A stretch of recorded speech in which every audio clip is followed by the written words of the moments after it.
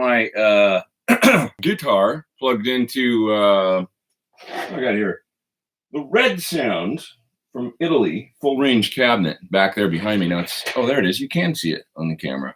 It's that little guy. So I'm just running the PT15 right into it. It's a little full range cabinet with a built-in power amp, and it sounds really nice, I have to say.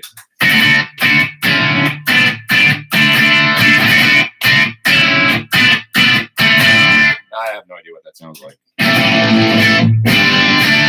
coming through the microphone, but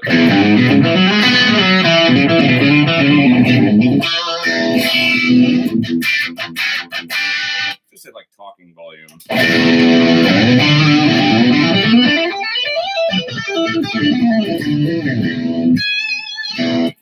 It's a really nice little cab, though.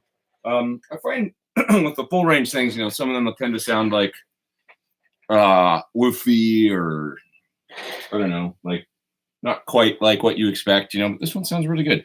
I met the guy at the NAMM show. Just gonna get a guitar stand here going. I met him at the NAMM show a couple of years ago. He's a nice guy, and so he wanted to send me one for a demo. And I said, yeah, of course. I feel like I'm shouting. He wanted to send me one for a demo. I'm crazy right now. Okay, the other thing I got here this week, well, two things that are interesting. This is the Gear Man Dude Coily Cable of Love. Actually, it's called the White Coily Cable of Love. He sent me one. He's a great guy. I like Gear Man Dude. It's a bullet cable. It's his particular model. I dropped my pick. And then the other thing I got here that's kind of fun, I'm just checking out, is the new Ernie Ball. Now, I got to get it up to the screen, but it's a volume pedal that's buffered, and you can see it's got a numeric display for where the pedal's at. When you turn it all the way down, it becomes a tuner, right? So you guys have probably seen this, maybe, I don't know, but sounds. I mean, it sounds like a clear buffered volume pedal, but with the added features that you see there. Pretty neat.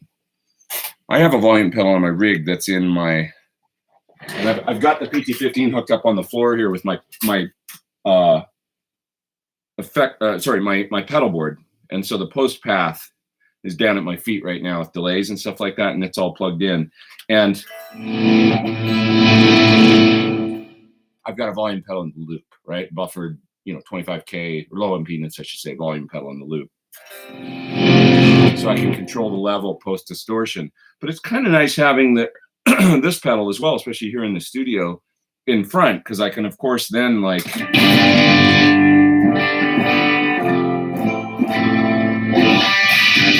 control distortion from the guitar, sort of, or from my foot, I guess.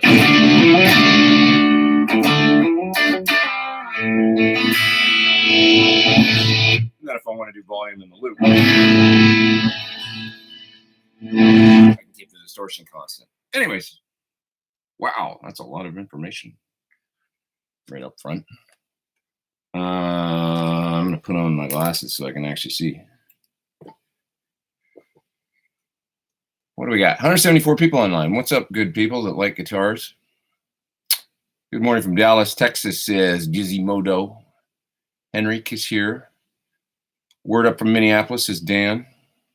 Good morning from Santa Fe. Matt Fisher's in the house. Sorry I'm late. It took me a minute to hook all that stuff up. I wanted to hook up the board, the PT15, that cabinet. It took me a little longer than I thought, so I was a little late getting started here.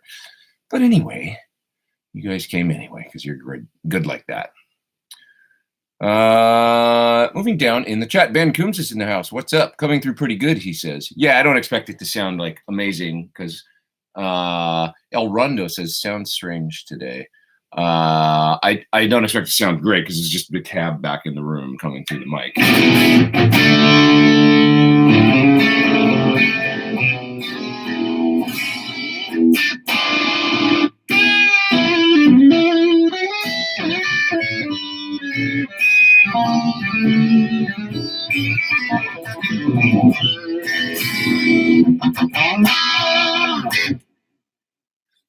Yeah. Derek says, can I talk about how you time delays with an analog pedal with no time or tempo display? Basically by ear. You get good at it, just like they used to in the old days, you know. I'll give you an example because I can actually do that right now. So I got a delay in the loop. I'm gonna turn that off, and then I'm gonna actually turn on. Sorry, that's my Echoplex in front of my amp. Right, so it's pre-distortion right now. So if I was Eddie Van Halen and I wanted to play Ain't Talking About Love, first thing I would do is lower the feedback. And the next thing I would do is kind of find around 300 milliseconds.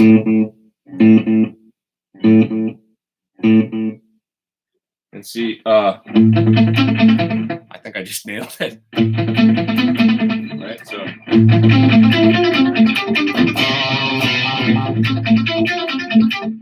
You start to get used to, if you don't have a tap tempo, you start to hear like, you go, yeah, that's around, 300.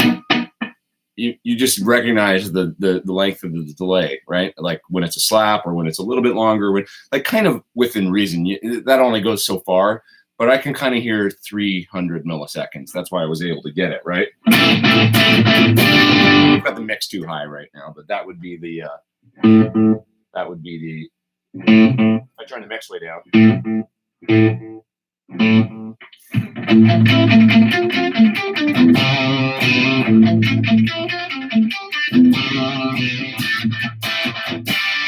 Right, you can hear that.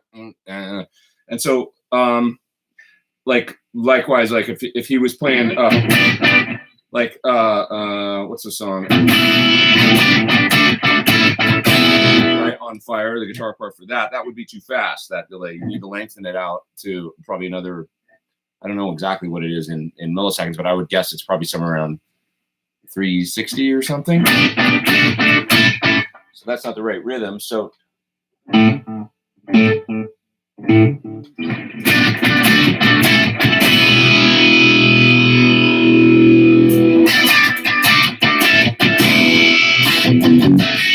so I don't have enough distortion right now.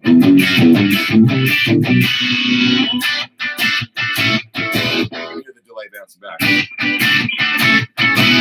So I'm just doing that by ear, and just because I know, and I'm singing I can hear the guitar part in my head, and I know where I want it to be. So it's really by ear, I guess is what I'm saying, and you start to be able to kind of get a feel for what 120, what 250, what 300, what 400 sounds like, and then beyond that, I can't hear it. You know what I mean? Like only up to a point where it's those kind of slap echoes that are in time. Like I'm sure the Edge is probably pretty good at dialing in a memory man to his classic dotted eighth for whatever guitar part he's playing, a song that he's used to playing. He can hear you just hear the echo come back at the right subdivision, dial it in by hand, and then just tweak from there. Somebody's in the top chat and I'm almost missing it. Who is it? It's Mr. Anderson. Mr. Anderson. Hey, Pete, any experience with Weber attenuators and how they stand up to the UA aux? Yeah, I had one. Like going back a long time ago, I had a Weber in 2005. Like in theory, you would think it would be really cool because it's like a speaker essentially. So the idea with the Weber attenuator is actually like a speaker assembly with no speaker moving, and somehow it absorbed the sound of it would absorb the load, of the amp. But it didn't sound right to me, to be honest. Not to, Weber folks are nice folks, and it just wasn't, that wasn't my particular favorite attenuator. I remember I got it because Fred from Divided by 13, and I used to use Fred's amps a lot, and I still have a few and like them very much. And he recommended it because he thought it sounded good with his amps. And I guess it kind of did sound good with his amps. It just didn't, it did the typical resistive attenuator thing to me where it had it changed the sound where there was more mids and stuff like that and more, It was the closest one that I heard for a long time was the Faustine after that. And it was quite expensive. And then the fellow, nice fellow, but he ran into some business trouble, went out of business, and it was kind of a mess. But anyway, that attenuator did work quite well, although it was really resistive below, we discovered below about 10 dB down. It had a reactive component above that. But it always worked well, and I like it. It's very heavy duty, and I always felt like it was a good piece of gear. And then after that, like the Power Station is probably my favorite reamp attenuator. It's not an attenuator, it's really a load reamp, the Power Station from Fryette, because I felt like it was the most honest kind of sounding. And thanks, Pete, for a great Sunday tradition, says Murray in the top chat up there. Hey, man, thanks for being here. And you're watching football at the same time. Multitasking, multimedia, multitasking, as we do these days. Watch a movie while you look at Instagram and stuff like that. Come on, we all do it. Everybody's guilty. I try and limit it. But Glenn says he bought a Sin 2 rack mount. That's a cool piece of gear to have, for sure. What else have we got here? Somebody texting. No, it's a message to turn on the dryer. Yeah. Turn on your dryer. Do your laundry. Going to do clinics tomorrow, folks, so I got to get my laundry done today. I got a lot to do today, actually, so it is what it is. But Jesse says, what do you use to make drum tracks? I use a couple different programs. I'm a big fan of the Tune Track stuff. Both Superior and the Easy Drummer programs are excellent. I've also used Steven Slate drums for a number of years, and I like them a lot. Both programs are really good. What else do I like? Sometimes I use the Apple Drummer thing. I've been using this program you may have seen ads for on YouTube before videos and things. I got suckered in by them. It's from a company called Output, and it's called Arcade. Or maybe the company's called Arcade and the thing's called Output. I can't remember, but anyway, it's a program. It's a plug-in instrument that operates over the internet. I don't know how it does it, but you download loops and things from, it's like a plugin that you can load up in Logic. And you can do drums and stuff with it too. And it's unique in the way that it works, but I really like the sounds and the simple manipulation and stuff. You can get some neat things going pretty quick. All that said, but probably the stuff I use the most these days is Superior and Easy Drummer. I find it, one nice thing about it is that I find I don't have to break it out across like 8 different faders or whatever in my DAW. I can do all the mixing within the program because it's got its own built-in EQs and compressors and stuff, and it sounds pretty cool. And the way the presets load up, the kits, it's just fast. I can do a drum track on either Superior or Easy Drummer 2 and get something really cool going in like half an hour. And that's usually what ends up being the thing that's in the final little mix from my videos.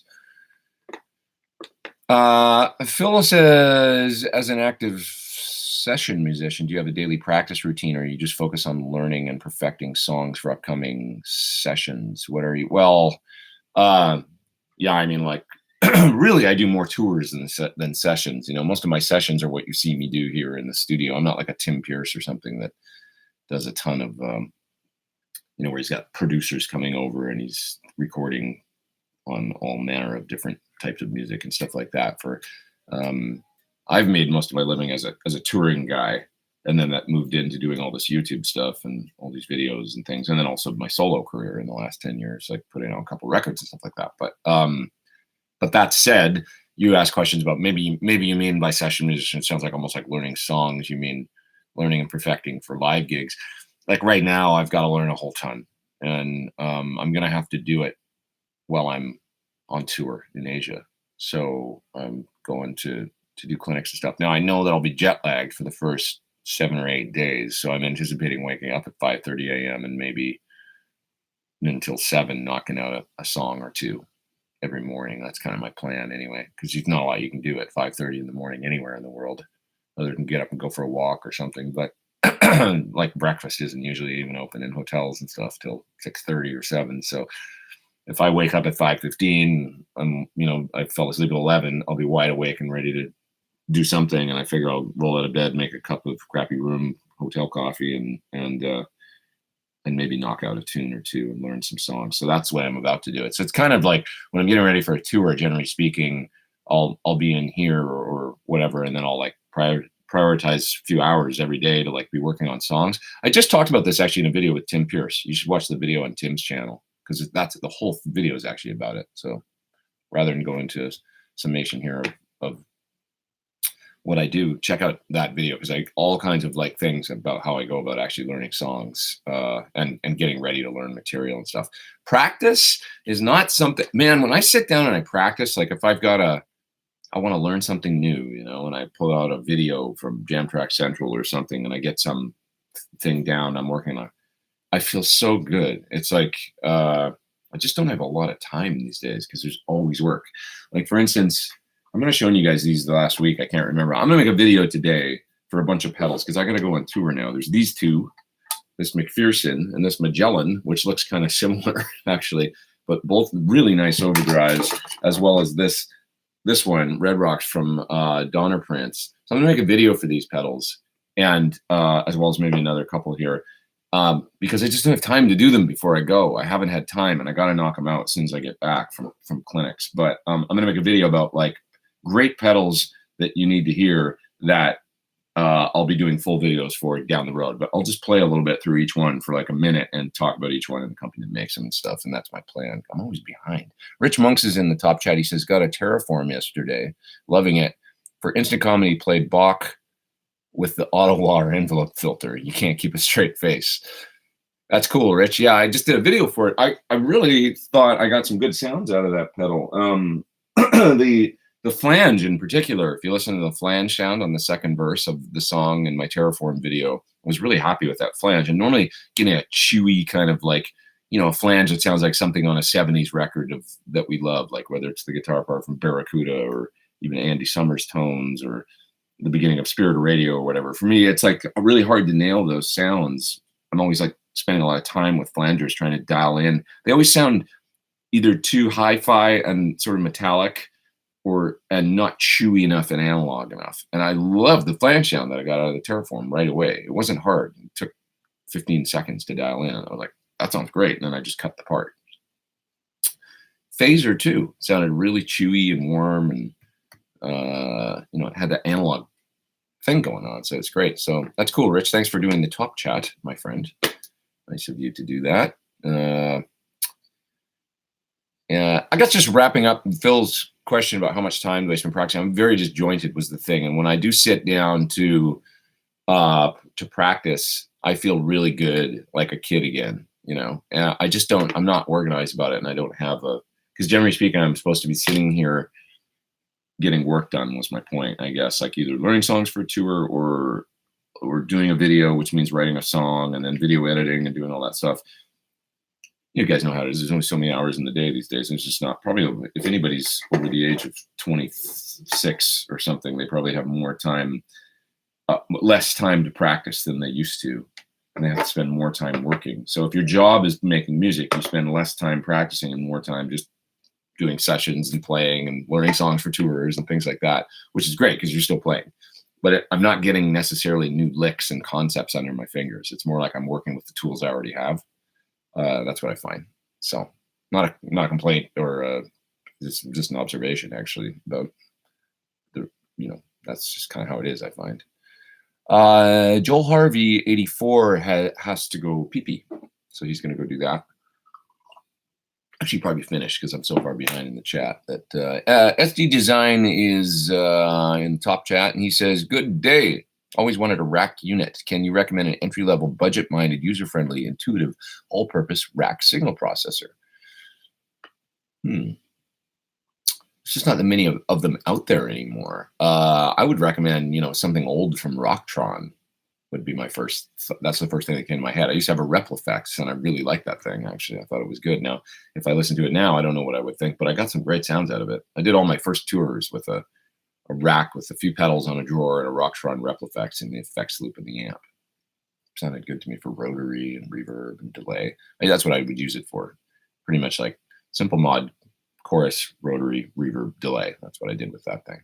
And I also used the Hush a little bit, I remember. So Rocktron, probably, God, you probably find those for a couple $100 now or something used, I would think. Replifex was pretty cool. You know, it seemed very limited to anybody now that's used to using like an H9 or something, but I liked it. Daniel is in the top chat. He says, curious your view on bit depth and sample rate as far as guitar when you record. Do you notice any differences or advantages? I mean, not really. I mean, I record at 24/48. I wouldn't record at 16. I like when things got to 20-bit and then 24 eventually with digital recording, it was a big leap in just quality. I felt like it sounded less harsh and just everything sounded a little more natural. As far as bit depth though, like 44.1, 48, sorry, that's sample rate. 44.1, 48, 88.2, 96K, 192K. I do notice maybe there seems to be this extended something at 96K, like, but I don't know that it makes a difference for electric guitar or rock music. I think that if you're recording orchestras or acoustic music, maybe I would work at 2496. You know, if you were looking for real pristine, like very detailed sound. But in rock and roll, man, I've just worked at 24/48 for years and years and years, and I'm fine with it. And it seems to be the sample rate that, you know, you think about like a lot of the, like the Helix, for example, is 24/48. If you use it as an audio interface, you can't actually change it. I don't think it's just fixed at 24/48. I don't know. A lot of units seem to be, you know, fine with that. I mean, there are some digital units, I guess, that are 96K, but and then they'll go through analog digital conversion, spit it out, or whatever, you know, the quality of the converters are at that point. But yeah, that's what I work on. Why does it look so dark? And will you be watching the Grey Cup? Does it look dark, the screen, right now? I moved my lights in here a little bit because I was finding them to be weird. And actually, I think it's a little better. Like there's less shadows, if you notice, on my face and stuff. Like when I don't put my hands in front of them, it just seems to be a little more. This one's a little darker actually, so I'll up it a bit. See what that looks like. A little more, you know.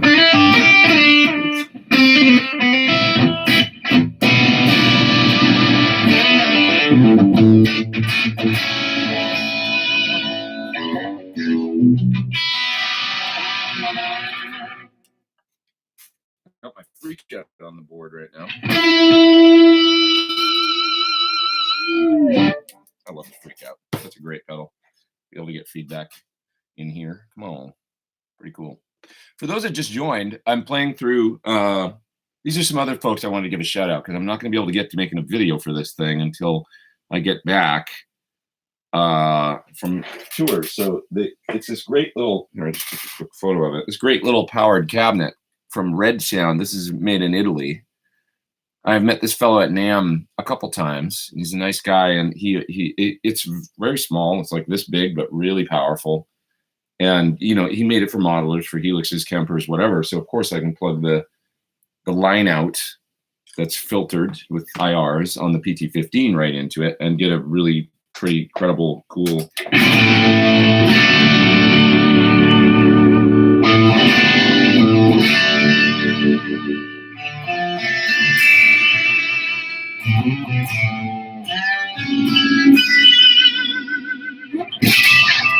Get a pretty cool, credible tone. It's a little sloppy right now because I got the Acaplex on. I forgot I had that on.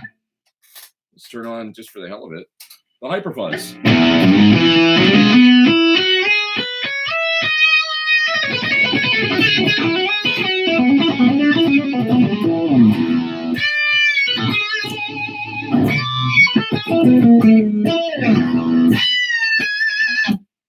That's Willie.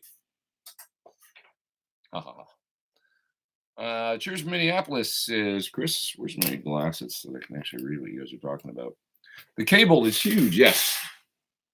Dear Man Dudes, white coily cable of love.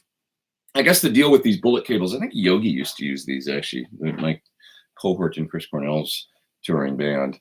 They're low capacitance for a coily cable. I'm sure they still have maybe a little more than a standard straight cable. I haven't compared it yet, but they're real heavy duty and they just look cool. So I was talking to him the other day and he sent me one of his cables as a little present, and I appreciate that because it's cool.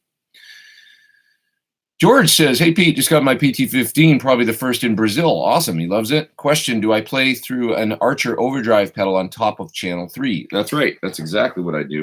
And if I was to go like this, it would be that sound. And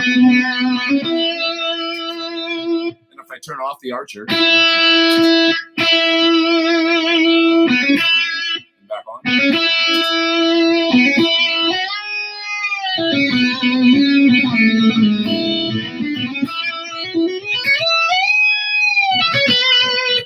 It's just a mid fattener thickener is all it is, and makes the sustain go on forever. Makes the notes huge sounding. Yeah. How about an Aux Box 1.2 update review? I did it, Armando. I did the update. That's Armando asking that. It sounds good. V30 cabs in there now, and it's nice to have that variety. They sound good. They sound like V30s. I don't know what else to say. I did it. I think I did it after we spoke about it last week. God, that seems like a long time ago.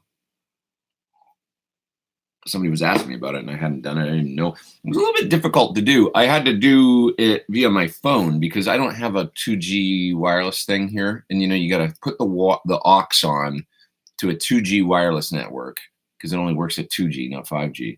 And then it's got to do an update and stuff like that via the web if you were on 1.1 before firmware. So I couldn't get that to work. So I tried tethering it to my phone.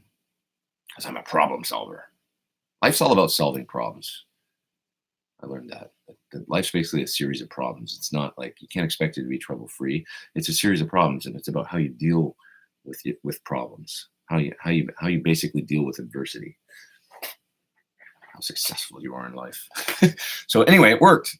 And I was proud of myself that I was able to figure out a way around that problem. But yeah, I tethered the aux to it, downloaded through my phone the update. And then it sounded like V30s. Okay. Ernie Ball pedal launched at Winter NAMM 2019, says Marty V. That's right. That volume pedal I showed a little bit earlier. For those that didn't see, it's the Ernie Ball volume pedal that has a tuner and graphic display of where the pedal is built in. Pretty cool. Pretty damn cool. I like it. I mean, the only thing about it is, of course, you can't see exactly where the volume pedal's at when your foot's on it, but after you take your foot off, you can see about where it is. So if you have a favorite gain setting, like let's say, you're on your crunchy rhythm sound, and then you know that you want to start the song at 6. Now it's on 7. Now it's on 6. Right? And that's how much gain you need for that. Or I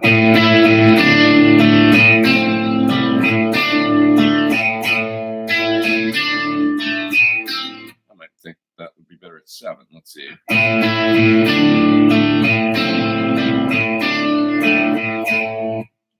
10. Anyway, it's nice having that volume display on there if you can visibly see, like, okay, I don't want to start this one on 8 or whatever for the gain level in front of the amp.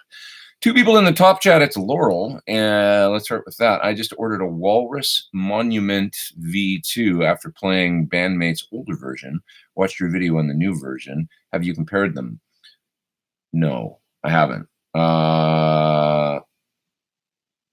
My video is the newer version. So, yeah, that's the only one I heard. But I remember really liking it. Walrus pedals are cool. I've done a number of videos for them at this point. I think 3. I love that V2. Thank you for doing the top chat, Laurel. Digging the shirt. It's the Beastie Boys. Mom, you're just jealous. It's the Beastie Boys. Donnie, digging the shirt, says Donnie. Thanks, man. He's in the top chat. He got a Fender Vibrolux. Love the sound with the Sur TS9 to punch the front of the cab. Yeah, Vibrolux is always cool. 210's a little tighter. Like a baby super reverb. Thanks for doing the top chat, Donnie. Appreciate that. Vibrolux is a cool little amp. I think it's basically a deluxe, but with 210s, right? Somebody out there correct me if I'm wrong, but I think that's the circuit. Alex is in the top chat. You got an Axe Effects for home through monitors. Thanks for doing the top chat, my friend. The attack feel is way different compared to real amp in the room, even at low volume. How is the field attack for you when playing different amps through the monitor? It's like what I'm doing right now, even playing through this little cab. it sounds a little more like playing and feels a little more like playing through a guitar cab, right? I'm playing through that little guy down there because it's sitting on the floor. So it's coupling with the floor, and I figure that's got something to do with it.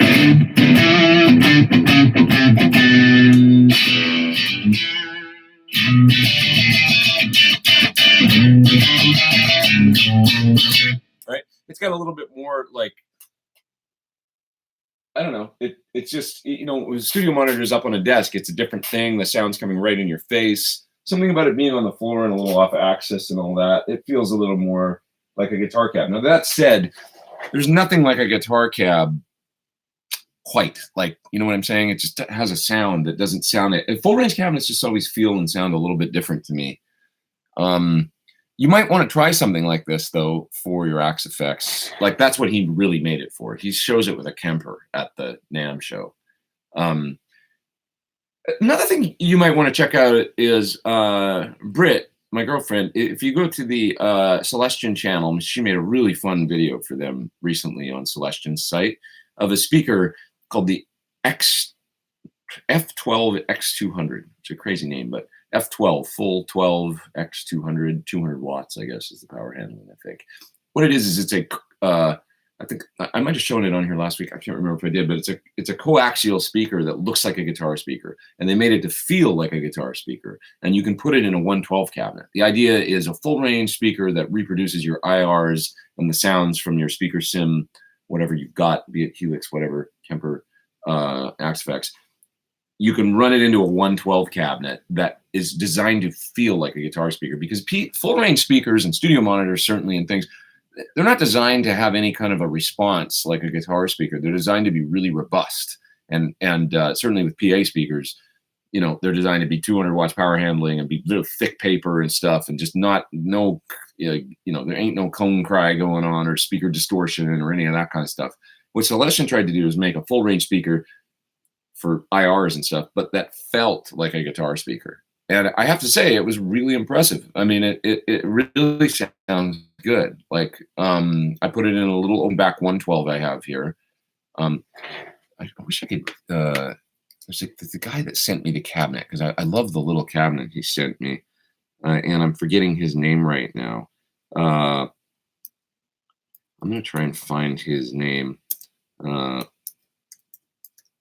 Let's see if I can find the guy that sent me this cabinet so I can give him a shout out, because I feel terrible. I talk about the cabinet a lot, and I have not given him enough of a shout out. Oh man, I'm not going to be able to find it on here. Anyway, I'm going to, if I can find it later, I'll let you guys know. But great little cabinet. It's a little boutique cab this fellow made me. I feel terrible. I can't explain exactly what it is, but anyway, it's got an oval back on it, and it's a little birch cabinet, and I've just put the speaker in there, and it sounds great. Watch it on Britt's channel as well as on the Celestion site. You'll find this little video she made for the F12 X200 full range speaker.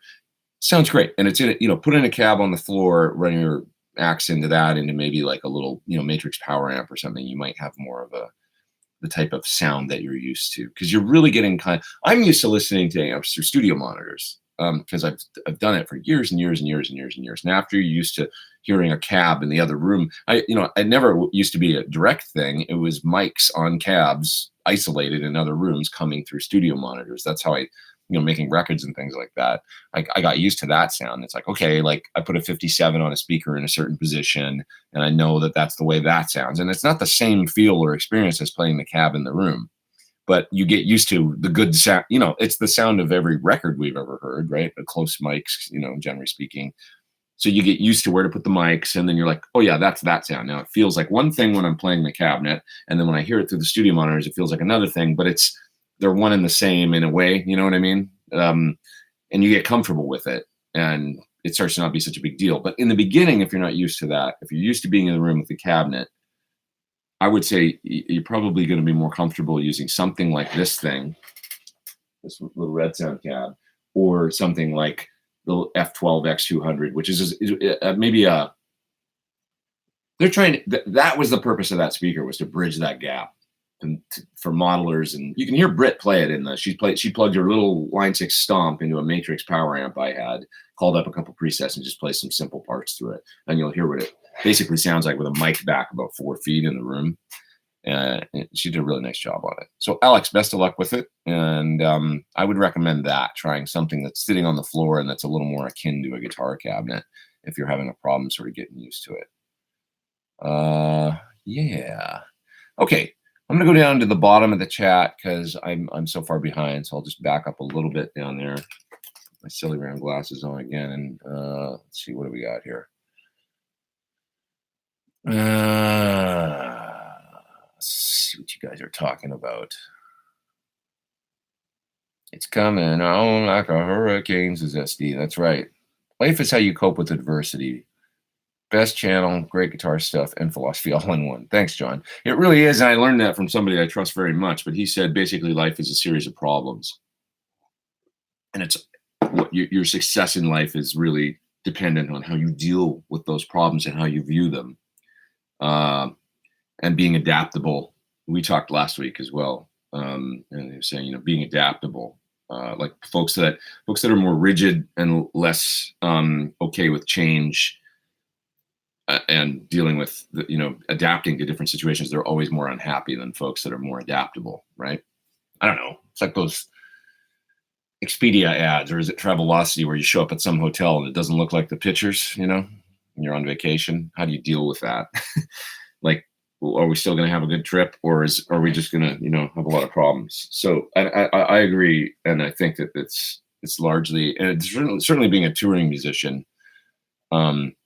Even when I think about doing these clinics, I've had to learn how to show up at a different, some days I'm in a music store with a little, a couple, inexpensive speakers on sticks, for a PA. And and they don't exactly have my rider together or whatever, as far as the gear I need, and you just adapt and make it work. Or you go into a club and it's like full blown with a great PA and everything's dialed, or and everything's great, and no 2 days are the same. And being on tour and playing in bands is always like that. The sound is never the same every day. It's always different in every club and every venue you go to. Working in recording studios, the sound is never the same. So dealing with adversity and dealing with even if it's not adversity, but it's just change, and how you cope with that is really important.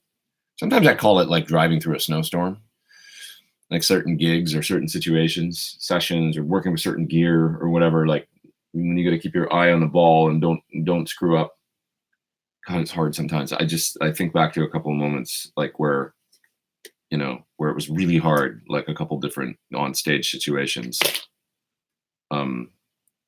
Where I had to just, and it is like that thing where you're going 35 miles an hour and you can't see the road through the snow. You just keep your eye on the line usually and don't screw up, like it's like that sometimes. It can get on the really hard ones. That's the way I feel like, where it's that difficult. Anyways, let's see. Justin's got a Helix LT, and he says he loves the Brit 2204 simulation, and he uses the Ownhammer 412 vintage IR sweet tone for recording. Awesome. Yeah, for me, the Helix key is really load some other IRs and try some of those, because I'm a huge fan of, the Celestians with it, obviously. So, although I love the internal ones for bass. I think I showed you guys last week my bass sound, which was I used I think it's the 215 cab with the channel 1 of the bass 400, and that's one of my favorite bass recording sounds that I've used recently. Cali 400 channel 1. I'm looking at it right now. That's the amp I use in there. Ben Coombs says, "Let's see those thumbs up for Pete, folks." Thank you so much, Ben. That's awesome. You're a good man. Always a good man. Moving down. Floyd block question. I don't have a lot of experience with this, unfortunately. Steven says, which block is larger than stock but doesn't mess with floating trim range and still gives improved sustain? Does anybody have any suggestions? There's the FU tone ones and stuff, I know. And that nice fella sent me one, and I have it here still and haven't put it on a guitar. I'm just that guy where it's like, it's just too many things in the day to do, and I should put it on and try it and see if it changes the sound. But yeah, somebody's recommending FU tone, make some great blocks in various sizes. It's probably a great question for that fella, honestly. I will always refer to somebody that knows more than me if, because I know basically nothing about switching blocks on Floyd's. Having said all this, I mean, I like Floyd's and stuff, but you know, the bridge on this is really my ride now, and I'm so stoked with the the Wilkinson because I just feel like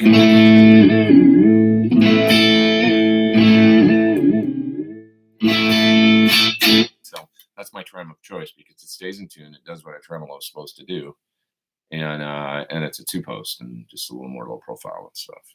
So I'm gonna cut the ball ends and all that. I don't mind Floyd's. I mean, I grew up with them, but this is my thing now, really. What else we got here? What is Brit's channel? Link. Search Brittany Bowman on YouTube. You'll see a picture of a girl that plays drums. I guess I can post links, can I? I'm allowed to do that. So let me find the link to her channel, and then you can watch this Celestion video. It's on Celestion's channel, as well as if you just search F12 X200 Celestion, you'll see her video pop up. But it'd be nice if you guys went and because she's going to make more. She makes great videos for guitar stuff and drum stuff. Some really fun videos.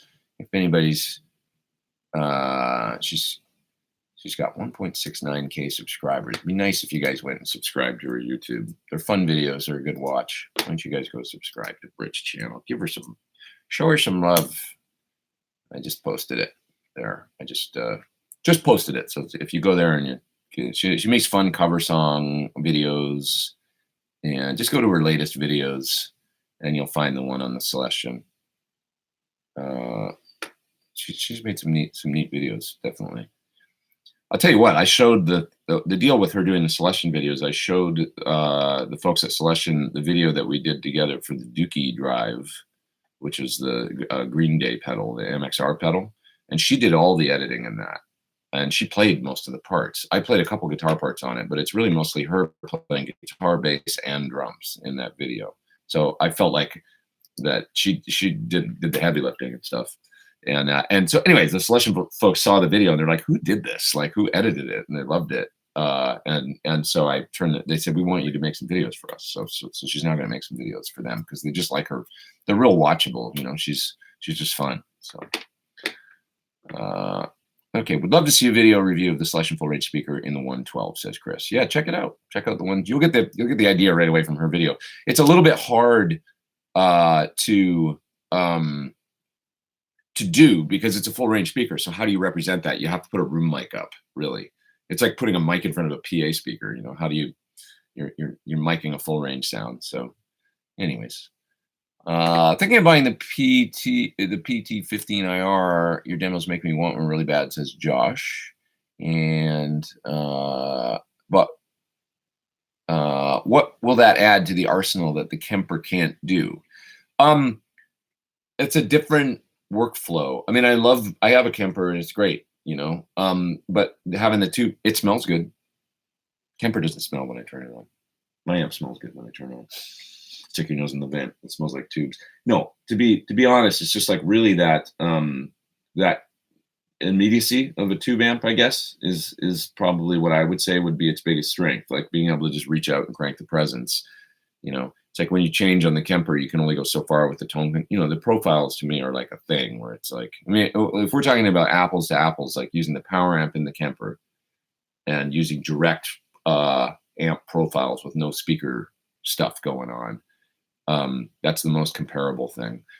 I've never really A/B'd them to tell you the truth, like back and forth, but it's the immediacy of having an amp with tubes and the feel thing. That's going to be up to you guys if you notice it or not.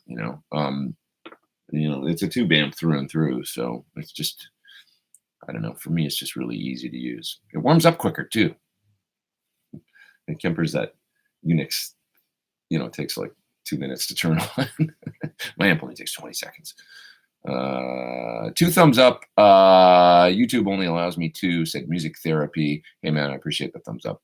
And thanks for doing the top chat as well. I do appreciate it.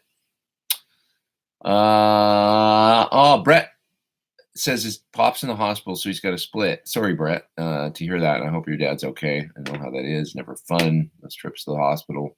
Ugh. Family members. I hope he's okay. Best of luck to you and your pop. Burning tube, says Tom. Yep. There's a t-shirt. Smells like tubes. I like that, actually. That is a good t-shirt. Somebody take that and run with it. The locking bridge on the Sur, are they available, says Simon in the top chat. Thanks, Simon. Thanks for doing it.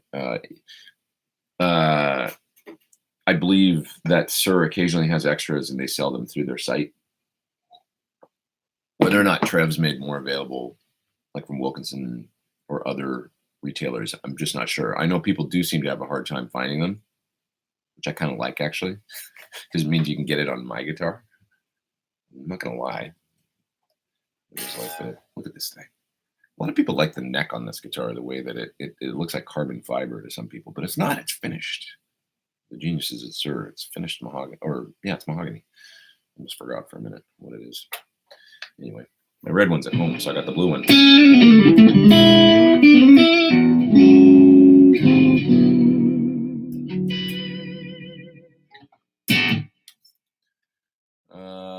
Do I ever sell gear? Not enough. I should definitely have a garage sale, or at least a reverb thing or something. Most of the gear, well, a lot of the gear I've sold I was okay with selling, and then some of it was a mistake. You know, like the guitars that I have let go and then I miss. I don't know. I hate selling gear, kind of, in a way. If it's pedals and amps, it's one thing. If you're like, oh, I'm never using that thing, you know, it's great for somebody, but maybe not for me. It's one thing. But guitars, man, I have a hard time with it, and so consequently, I don't sell a lot of them. But I guess I should change that. I shouldn't be such a hoarder. George says PT15 channel 3 has a sweet natural sagging with more gain and volume. Nice. Yeah, I mean, it's basically like a good Marshall circuit, you know, just a super duper tweaked, you know, Marshall circuit. Tom Harhai says that a vintage Marshall smells like old beer. It does, doesn't it? It's just that great smell, man. I don't know. I love the smell of overheating voice coils in the morning, says Mute That Bozo. Agreed. Do I think the Fender the Tone Master is a good compromise? I think they'll appeal to a certain. They are light. God, I picked one up. I couldn't believe how light they are. You know, it's got the look. You got the look. You must have took a whole hour just to make up your face, baby. It's got the right look. That's going to probably appeal to a lot of. I sort of see it as being like younger players that there'll probably be some older players too that don't want to carry heavy stuff. But, you know, if you're a young guy and you're like, okay, like I only put the amp on one and get all my tone out of pedals anyway, it's probably going to work really well for that type of player. And it'll still give you that indie cool or whatever, or not indie cool, but you know what I mean? Traditional sort of like, you know, I think there's a segment of players that don't like want to show up with an Axe Effects, or they don't want to show up with a Helix or whatever. Like they want the look of a guitar amp. And if you're in a hipster indie band, or you're a blues player, or you're whatever, that classic look of a deluxe reverb or a twin or something is kind of necessary. You know, like if you show up with something that's modern and this is not like the right aesthetic or something. So that's a factor. And I think they bet heavily on that. Like that. Also the simplicity of just having it is kind of like, you're right. I mean, in a way, it's like if you're sort of comparing it, because you asked if it's a good compromise, I think you mean between the Kemper and the PT15 or something. I think it's going to appeal to a different kind of player. I think it's going to appeal to a pedal player and the kind of player that goes towards an open back, clean Fendery thing. You know, my PT15, yes, you could use it with an open back, but it's got fire breathing lead channel. It kicks ass. You know, you're not going to get that sound out of the modeling deluxe reverb. You know, if you want to play, you know, like anything from, you know, hard rock and roll upwards, you need an amp with a tone like the PT more. It's the difference between if you get all your sound out of pedals or amp distortion and closed back cabinet. If that becomes like a necessity, you know, it's different strokes, I think, honestly. Like something like the modeling, I can just imagine the kind of players it's going to appeal to. And I think that it's a pretty wide segment, you know. It is such a gamble though, in a way, because when I look at most of the modeling apps out there, of course, the whole time that they've been out, which is like going on probably 20 years now, I guess, from the dawn of what was it called? The beta, the line 6. It was always about, 20 different amp sounds in one box. So now they've gone a completely other direction with one sound. And I think there's something, I think there's something to it, This is it's going to appeal to certain people for sure. How do you come up with all those awesome songs for your demos, says Daniel. Thanks, man. I appreciate that. It is all on the spot. Generally speaking, it'll just be me dialing up, I don't know, like, okay, if I think about it, here, I'll go to a certain type of sound. I'm going to dial up where is it here? This is like black hole reverb in the H9. And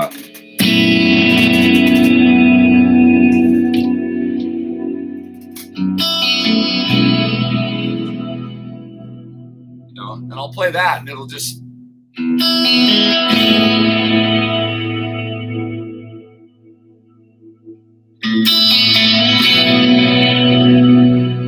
then I start thinking about the drums.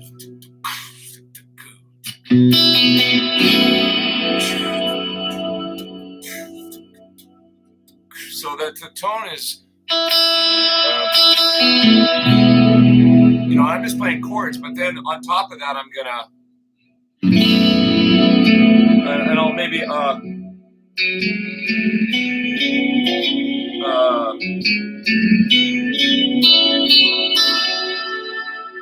obviously I got too much reverb now, so now I'll turn off the reverb just, but I would get an overdrive going or something and play, and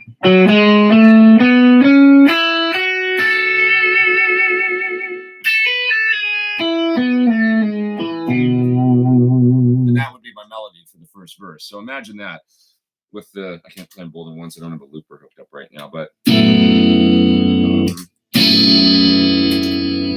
okay, so whatever my melody was.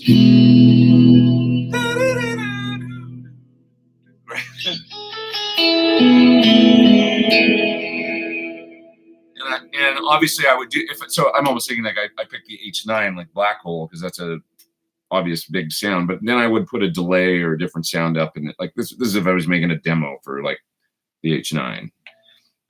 I'd be, I don't know. And then I'd probably do in the bridge and maybe have this beat up.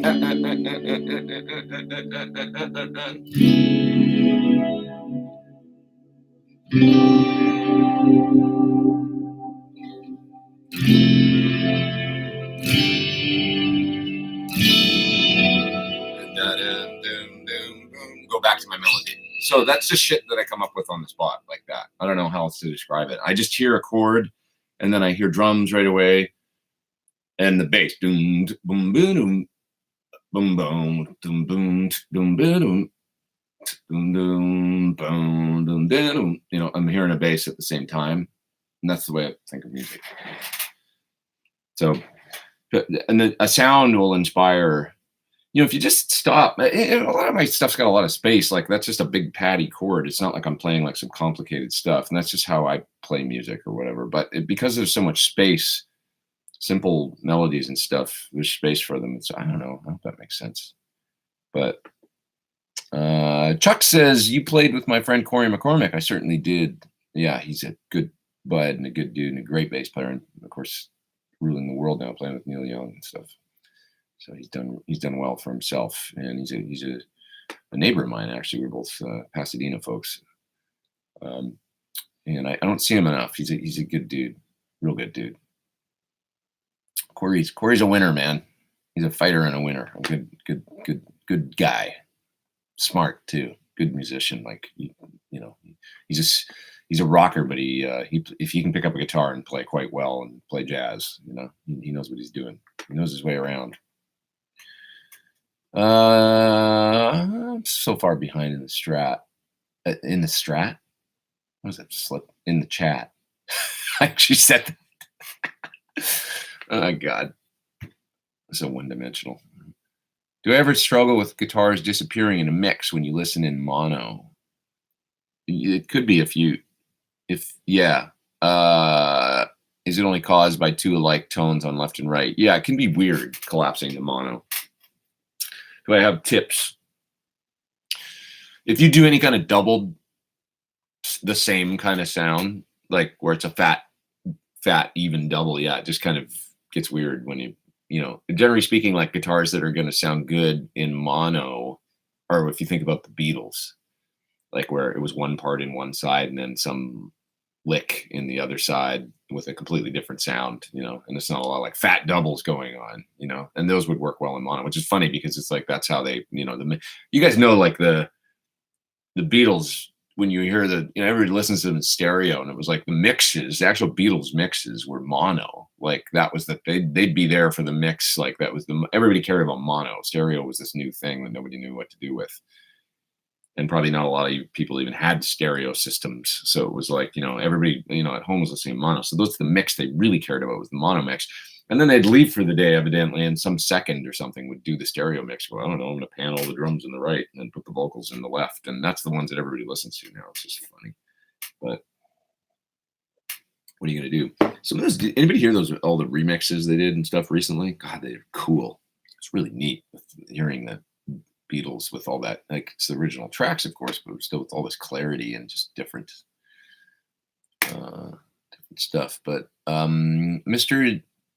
Dave. Oh, I wanted to, for the fellow that was asking about how I come up with stuff too. I've been showing this in my clinics recently, but I use the recorder on my phone a lot. So if I hear a part and I'm out for dinner or something, I will use the voice recorder on the iPhone. So I'm trying to get the angle right. You can see all these things in here. Those are all song ideas.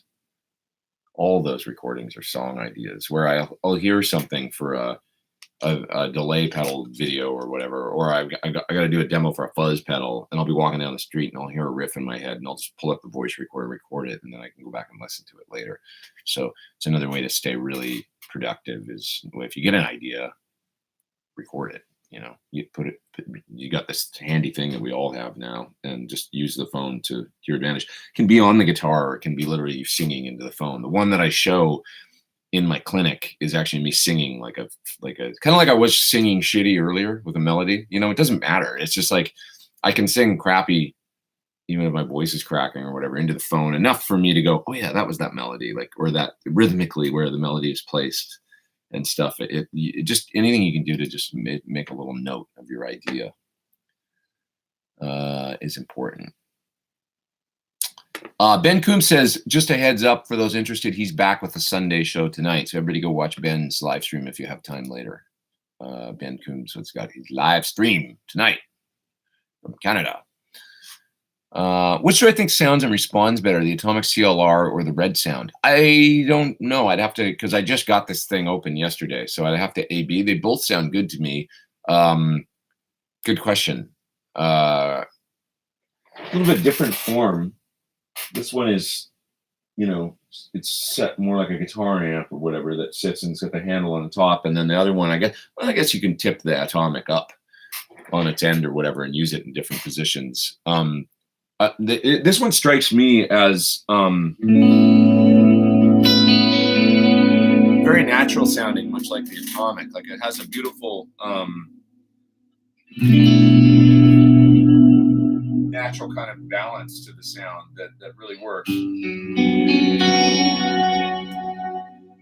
That's an expensive chord right there.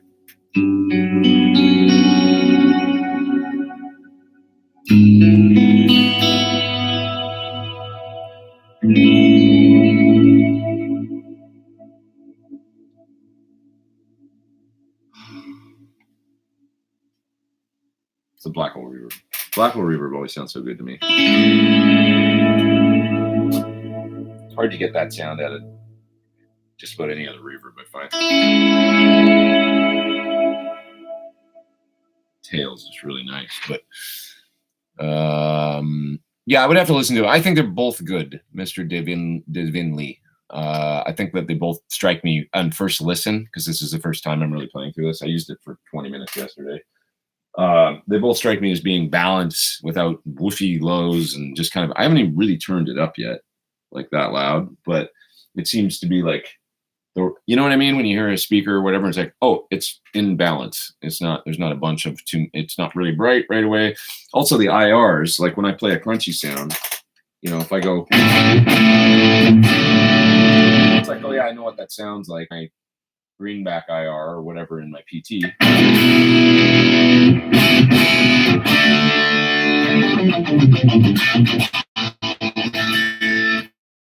It's got a familiar sound to me.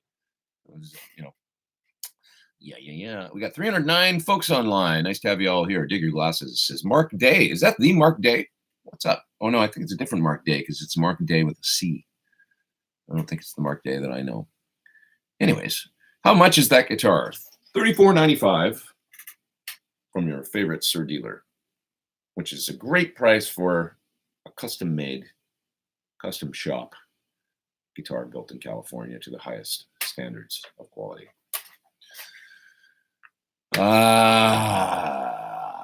Gary Walker says his band's off into the studio for a few months, but 335 neck pickup is not a sound you like at all. Antiquity in the bridge is good, and you need something clear for the neck. Thornbucker, that's the one. The Thornbucker neck will give you what you want, because you're saying you want something clear. It's 7.2K, it's real low output, and it's a slightly mismatched Alnico 5. You know, think the best, you know, patent number or T-top that you've heard. It's got this great sound. So just go for it. Set the bass side a little lower, and it's going to be clear as a bell. Give you great middle position sound. It should sound really nice with the Antiquity in the bridge. I like the Antiquity. Good pickup. Alnico 2. Alnico 2 magnet. I mean, it's the Thornbucker bridge is an Alnico 4, but an Alnico 2 has a real nice warm character, and so in the bridge that's nice, you know, real good. And Alnico 2 and Alnico 5 in the neck should be a really great sound. I'd like to know if you get one, I'd like to know what you think, actually, balanced with the Alnico 2 in the bridge. I bet it sounds really cool. Great middle position sound, I bet. Chuck Rios says he's got a question about loop switches. He's building a board right now. As I type using the Voodoo Lab PX8, what kind of pedal combos would you use? Let me see what a PX8 is. PX8 Voodoo.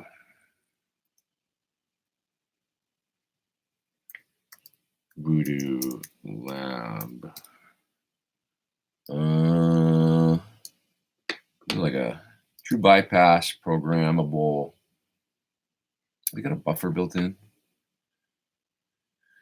Transforms any pedal board into a powerful performance to. Oh, I see. That looks like kind of a neat switcher. Just a simple programmable with banks. Oh, that's nice. It's MIDI or no? I don't think it's MIDI, is it? Kind of like a. Looks like a pretty cool product, though. Really. I can't see the back. Is it MIDI? Oh, it is MIDI.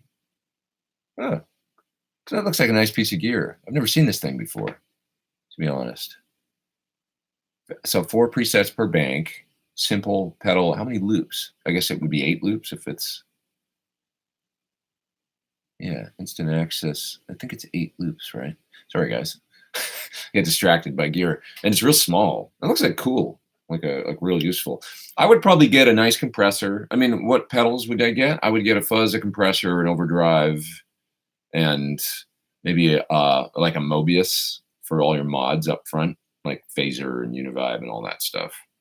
And then I would probably put, you know, a nice something like an H9 or something in the post path and use it in your Vamp's effects loop. If you don't have an effects loop, I would probably just put the H9 on there and run it after the loops, because you can bypass it via MIDI. So and that'd make a nice little board, like, you know, 4 pedals up front, maybe with a Mobius and an H9. You got it made. You got everything you need. You put a volume pedal in there and a wah too if you want. It says it's true bypass, so I don't think there's a buffer built in.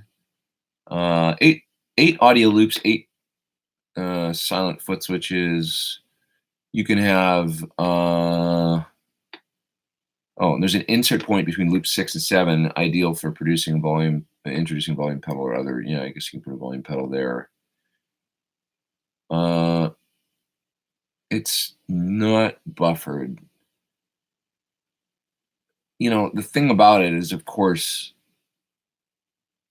yeah, there's no buffer. So you're gonna need a buffer with it. They make a big deal about it being, oh, there's an output buffer. Okay. So it does have an output buffer. So there's not going to be any buffer when you, before your guitar is going to run into it, and then whatever pedals you put in line, there's going to be no buffer going on. But it's going to be like running your guitar right into a pedal or 2 or 3 or whatever the combination is. And then there's an output buffer. So you should be okay unless you use a wah or something like that, a wah or certain things that suck tone, you know, a little bit that are up front. You might want to have a buffer up front. So that's the only thing. If you're not using a wah, you'd probably be fine with just nice little pedal switcher though. I've never seen that one before. All right,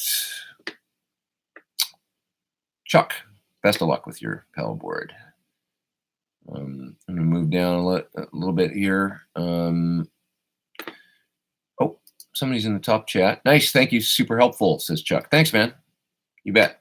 Yeah, look at some of the pedals. Like if you want to keep the board small, like I use the exotic little SP compressor a lot, or I use on my board down here, I've got the Wampler Ego, and it's real nice. And a Tumnus is nice too, like, or an Archer is pretty small. So if you want a nice drive to go in front of your amp, I would recommend the Tumnus or the Archer.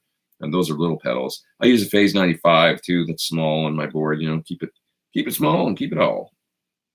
And then for like other stuff, I don't know what your rig is. Depends on your amp, you know, whether or not you use pedal distortion and all that stuff. If you've got an amp with nice distortion, if you're using effects loop, it's also rig dependent. But that said, I think those are the 4, you know, overdrive, compressor, fuzz, maybe one volume, depending on, you know, what you want. Once again, I can show you right now the difference between a volume in front of the amp. I've got the Ernie Ball in front of the amp right now, and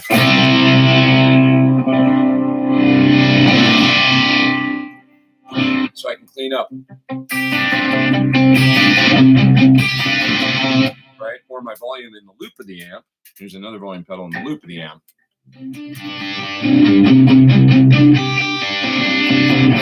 The distortion stays constant because it's post distortion. So if you want to, you know, and I got the little Dunlop.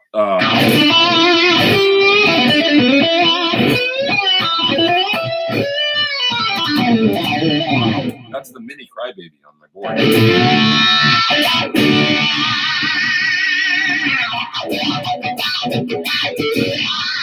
Which is a fun little pedal. And then the Freak Out. You gotta have the Freak Out.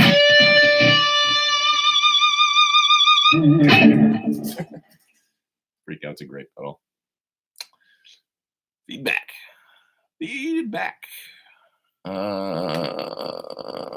Yeah. Lauren says, please call me when you have that garage sale. Tom Harhai says, I got the Locking Pete Thorn Trev Trim and love it on my Sir Classic S.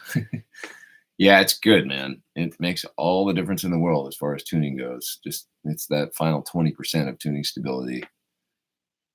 It really kicks ass. Do you ever buy gear back that you sold? I don't think I ever have. I know people that have done that though. It's like definitely oh, what's your Desert Island Fuzz pedal?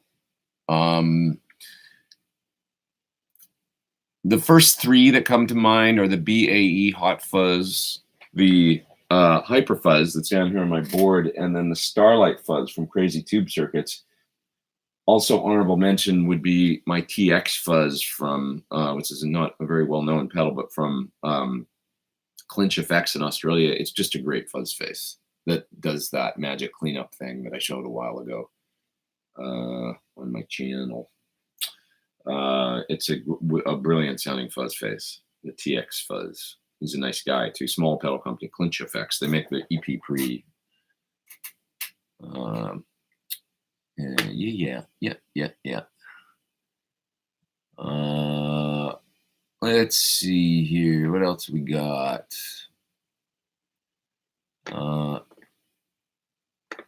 Harley says, Oh, he's talking to Alex. He's 2 silver-faced twins with a pedal board. Man, you must be a fit dude carrying 2 silver-faced twins.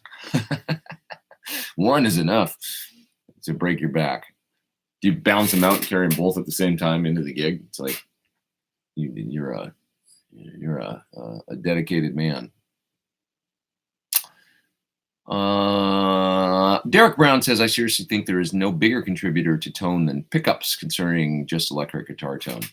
I would argue the speaker is the biggest component. It's the biggest shaper of tone. You know, beyond the amp and the guitar and everything else, the speaker will radically alter your frequency response. If you're talking just about on a guitar, I guess I might say the pickup is, you know, like 60%, but the wood and the guitar itself is a huge, like maybe it's more like 52% is the pickup, and then 48% is the rest of the guitar. I don't know. I mean, there's a lot of things that'll change. You know, changing the bridge, changing it's a lot of things can happen. You know, I was talking to somebody the other day that was talking about a new bridge, a vintage Strat style bridge. That I don't want to go too into detail, but they were saying it changed the sound radically compared to other bridges, like typical Fender bridges and stuff like that are available now. It's like a very different sound. So I'll be interested to try this bridge when it's available. But that it's, you know, it's made to be like an old one, super vintage. And they were like, you won't even believe the difference, how different it sounds. So like, I want to hear that. Because there's something about like my old Strat, the bridge that's on its original block and all that, and it does have this resonance and thing to it that's just pretty magic. So yeah. If I get everybody to request that you do a clinic at GC, would that make it happen? Well, they're not a SIR dealer, and most of the clinics I've done is in conjunction with SIR, because I'll go there and use the PT15 and all the things, you know, so it's like that. But I have done other clinics, like you know, I did one at Sweetwater, for example, for line 6. And it was similar to my SIR clinic. I was using the Helix for my clinic, so it's possible. It's more a thing that I have to organize on my own then, where I get together with, you know, get a manager involved or something, and then we do something outside. But I love doing that. To be honest, I don't have time is the reality. It's like I'm going to Asia now, and I'm so friggin' lucky. Like I get to go do 7 countries coming up before Christmas. And places that I've never been, and it's going to be really interesting, I know. But the reality is I also have a tour coming up in the new year, and I don't have enough time to finish all the videos I'm supposed to get done and stuff. So the clinics, they take time. I mean, realistically, I can only do kind of a 3 to 4 a week with travel in between and stuff. And so you consider it's hard. If I go do one, there's a travel day out, then I do the clinic, and then the travel day back. So it's 3 days out of the week to do one, you know. And I love doing them and stuff, but I can't do too many, or else I'm finding it takes away from the other stuff that I just have to get done, you know. So it's all about balance, I guess. I got to find that balance. Chris says, hey Pete, does a clean boost effectively do the same thing as a buffer? Well, okay. So if I go to my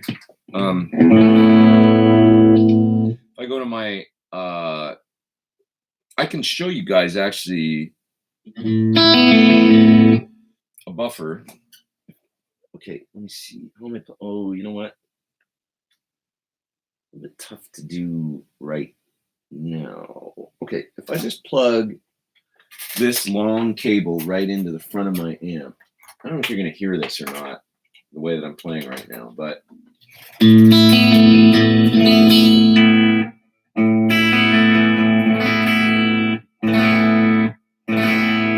there's no buffer now. I'm just running that long coily cable right into the front of the amp.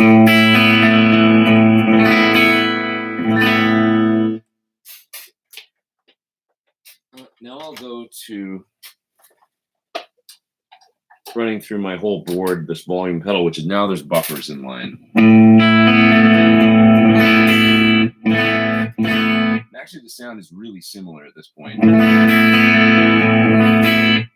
which is a you know, attests to the fact that, because now I'm running through my entire pedal board and you know, about another, like, it's got to be like 40 feet of cable at least that I just added after the Ernie Ball volume pedal going into my board. But there's a buffer in the Ernie Ball, and then there's a buffer in my switcher on my board, and et cetera, et cetera. So the buffer is just meant to, like a clean boost pedal. If you turn it on, but you have the boost on 0, most of the time you'll probably hear the exact same sound, but just buffered when you turn on the pedal. You're not getting any boost out of it, right?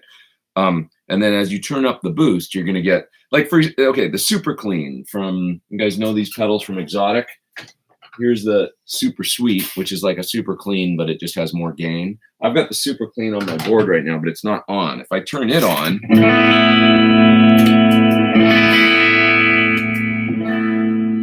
you can hear the sound boost a bit and get louder. I've just got it turned up like to 9 o'clock.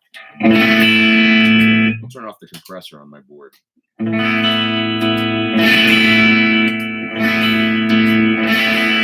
you hear when I turned it on, it's just kicking the front end of the amp a little bit harder. So that's the difference between a clean boost and a buffer. Now, if I turn the super clean, I do have the super clean's got a couple little EQ things that I love. It's got a lows and then 2 mid bands and a high band, and I boost the 2 mid bands when I use it because I think it's got this great, really cool sound. And I have no idea if it's coming across on the video right now, but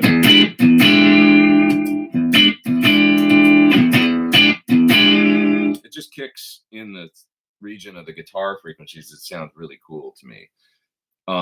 But anyway, that's the difference between just a buffer is going to be unity gain. You're not going to get any more gain out of it. It will restore frequencies that you're losing, though. Does that make sense? Like if you're losing, many people think like 30 feet of cable, it's like, oh, it sounds warmer or more mids or something. Well, it's actually just less highs. You're not, no passive thing can have more mids. Like a guitar cable that's passive is not going to give you more of a certain frequency. It's only going to lose frequencies. It's a passive device. So a buffer will just restore all the frequencies. That's it, you know. So whatever you're losing, which is generally highs due to cable capacitance and stuff like that, it's going to bring those back. And so the difference between a buffer and a clean boost is a buffer will just restore what's lost without giving you any more, and then a clean boost will allow you to boost and kick the signal harder after that. Wow, that was a long answer. Sometimes I'm making a video about this that you guys actually see in real time, my thinking process about how to explain something. I'll talk to the camera and go, okay, now how do you say that whole thing in about 8 seconds now, instead of going through that whole diatribe? And then I distill it down to that last sentence, basically. Thanks for sticking around long enough to watch all that. Al says he has Thornbuckers in an Appleton Les Paul. He got cheap from GC, needed a neck repair, just needed to clamp the neck with some type on. Sounds great. Awesome. Thornbuckers are really clear and articulate. Certainly, absolutely. With a kind of warmer bridge pickup and then a real clear neck pickup, you're able to kick some treble up on your amp and stuff and get that clarity going. And a great way to set up a set of Thornbuckers is dial in the neck pickup. Like dial your tone on your amp with the neck pickup on, you know, and get it just real clear in where you want it. And then you'll probably find it works balanced across all the positions beyond that. Hopefully. Okay, moving down. Someone in Australia just sold their TX Fuzz to me, says MMCC is in the top chat. That's awesome. It's a good pedal, dude. You will like it. Thanks for doing the top chat. I just lost my place here. Any chance you will review the Positive Grid Spark amp? I've done a little bit of stuff for Positive Grid. I think it was in conjunction with Celestion. But not very much for them. I haven't. Yeah, not really in contact with them. But you never know. Is the Wampler Terraform a good alternative to the Mobius? I would say it's a less expensive, good alternative. It's simpler. It doesn't have all the, crazy destroyer stuff, vinyl sounds and things like that. And I love the Mobius. That's the pedal that's on my board, but it's smaller substantially. I mean, probably by a third. I would say I'm looking at my Mobius right now. It's not, got display and all that stuff, and it's a little bit, it's smaller and simpler. If you like, I like the Mobius, but it's just too big for my board, and it maybe does more than I need. but I like it, then yes, I would say it's a really good, alternative. Like I said, the phaser and the flange sounds, even the vibe. I mean, I was really happy with the track. I always look at it after I go back and I listen to the song, and I go like, that sounds good, or or this is lacking, or whatever. But I'm really happy with that flange sound. The chorus sound great. I mean, the tones are there. The Ottawa sounded really good to me. So it's only 8 presets. That's the other thing but you make your favorite couple phaser. How many chorus presets does one need? A fast and a slow, really, right? Generally. So you can make a couple of those: a flange, a phase, a univibe, a tremolo with tap tempo. Swell. You're done. Okay.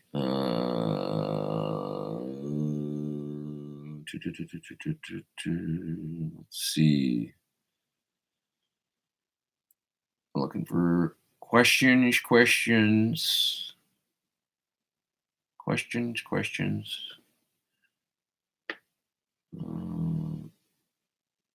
I guess I'm pretty far behind in the chat. Simto says, Simto, and I can almost read con.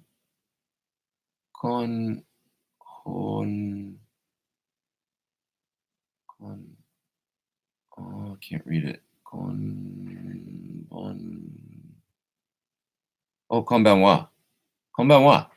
I got it. God, dude, I'm slow on my Konbanwa, my friend. That's right. Is it nighttime for you?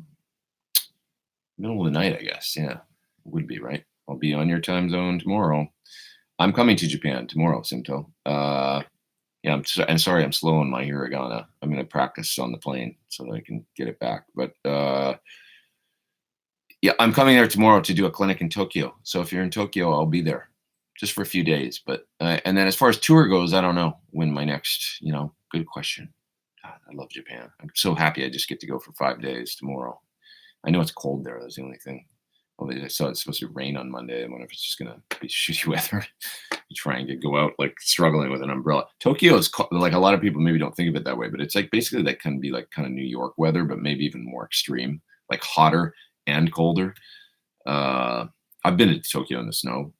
It's pretty extreme. I mean, it's just like island, North Island weather, sort of.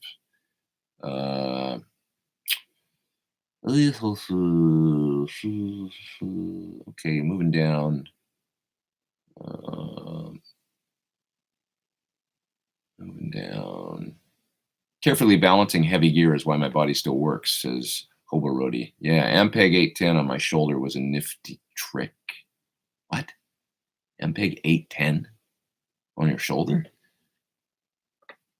I want to watch that YouTube video. Can you make a video of that? You should just do a video where you carry heavy shit in weird ways. It'd be huge. Watch this man lift 2 SVTs over his head. One of the best plexis I've ever played out of the box was Glenn Brand. I didn't see which one you said. What did you say?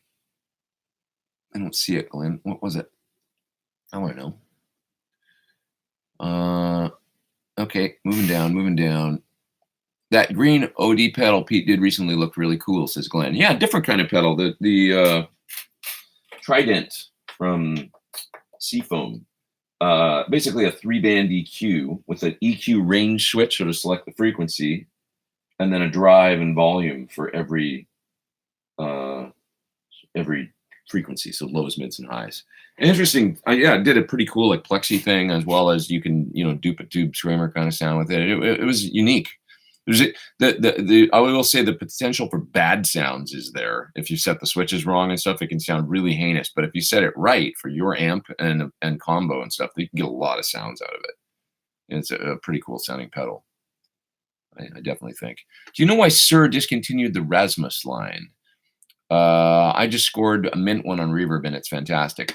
I don't want to speak for them, but my impression was that they were finding that it wasn't really feasible from a perspective of, like, this is just me talking, like, I don't want to talk out of turn, but many times they'd get things and have to do so much work on them, like from the, like you'd get a run of guitars and it'd be like something would be wrong, and they had to do so because they did all the final setup and everything and I don't know about assembly, but setup and everything was at the Surf factory. For those that don't know, the Rasmus line was like a sort of they were experimenting with doing some guitars that were, I believe they were made in China. Yeah, made in China, and then they would finish them in the factory, and they had Sur pickups and things on them. So it's all about like there's shipping costs, there's everything, like that, and then also the amount of labor involved in your shop of like how much time does it take your guys to tweak those to get them ready to go out the door and all that. And if that is too much, and if there's mistakes being made and things where it's like this bridge isn't right or something's weird, and then you got to redo 100 different parts for running guitars that were wrong, or if the setup is I think they were pretty good, but like the Cirque guys are really exacting when it comes to like what goes out the door, and they were just finding it wasn't a great like we're not actually doing that well with these, not sales wise, but like how much money you can actually make if your guys are so tied up, doing final set, ton of fretwork and all that stuff. It's like this is like we might so around that time they came up with the Pro line, which they were like, okay, this isn't going to be as inexpensive as a Chinese made guitar, but we're going to try and make a guitar that kicks ass and is, a reasonable price. And they really were, like when they came out, like it was like a super, super good deal. Right. And so they were able to finally, it was like, we'll do the best we can making a simple, great guitar in our factory and not incur all the, it was like a lot of hassle, I think is what I'm also getting at. It was a lot of hassle. And who knows, things might have changed because that was like 10 years ago, I think, that they did those. So they're making better and better stuff overseas for sure. But you're still not, I don't know. I mean, like there's just something about making things in California where you can have the production line, John's office is there and he can walk straight out in about 20 footsteps and be at the where the guy's filing the, you can't put a price on that. It's like, it's hard to compete with that. Most of the people I know that are successful, like I'll give you an example. There's the Fox Gear line of pedals, and they're made over in, they make them in China. But the guy from Fox Gear, who's an Italian guy, they also make that Echo 6 pedal and stuff. They got a different line that's made in Italy. The guy goes over there and he lives there like almost full time at that factory. So he's there all the time. So once again, there's just no substitute for having somebody there.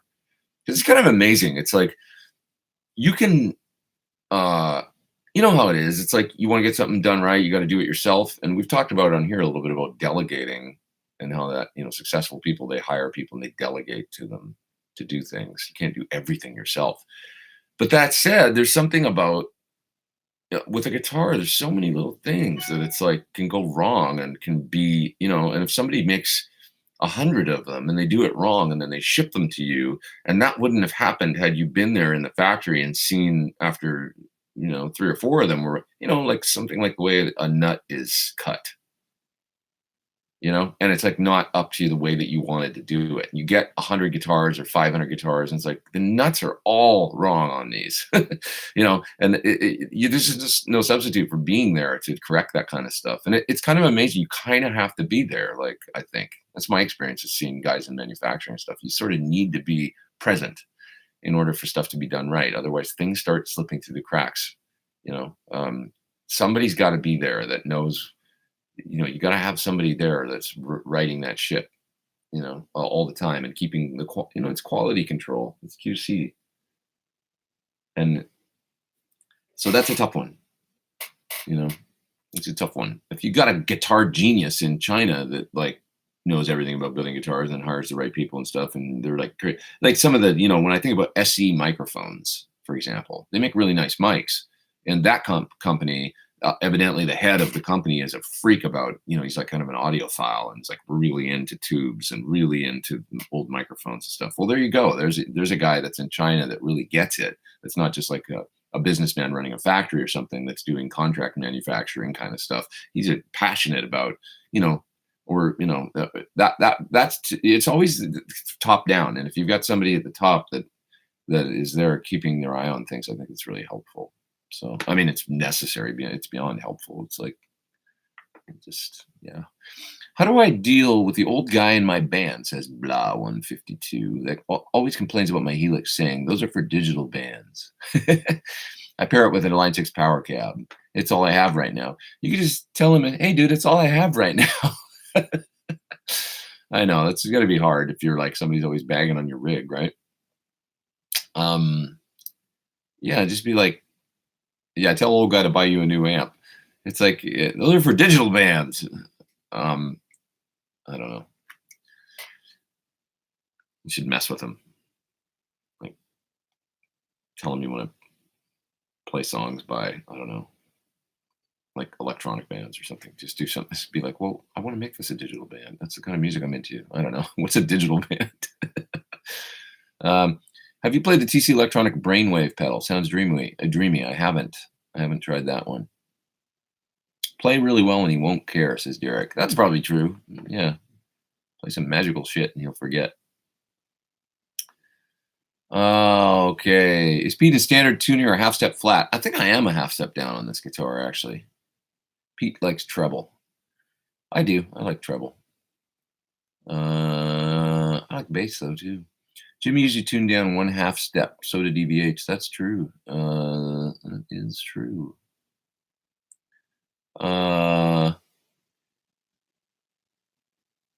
If you play something on the live streaming, you must take care about the sound. Does it sound bad? That's what I'm wondering. I'm just playing through the mic. I don't know how it sounds. You can't. It's hard, guys, because it's like the stream. No matter what I do, I know it cannot sound great. Like if I plug.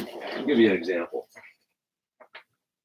I can do this very easily right now. Plug right into the line input on the back of my current interface, which is the Samson mic.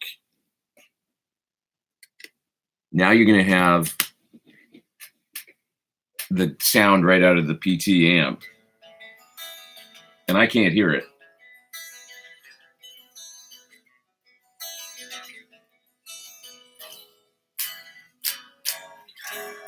So that's the sound coming right out of the back of my PT15. I have no idea what it sounds like because I can't. I'd have to put on headphones and listen to the microphone.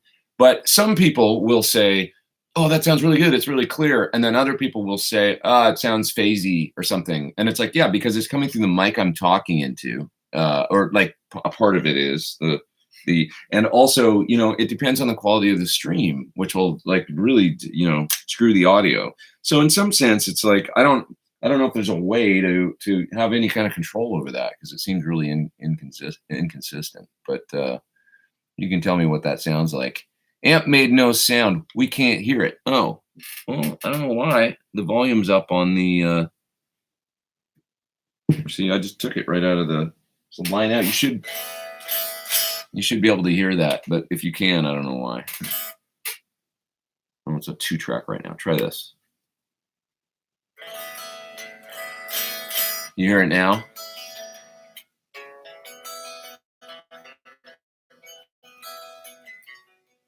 You guys hear that? No, you say. Okay. Well, I don't know.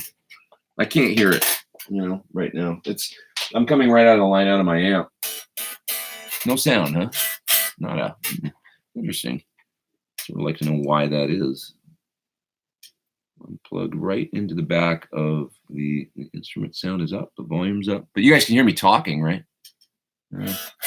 Just the strings through the vocal mic. I don't know why. I mean, I literally just plugged right into the line input on the back here. Generally speaking, it works. I don't know.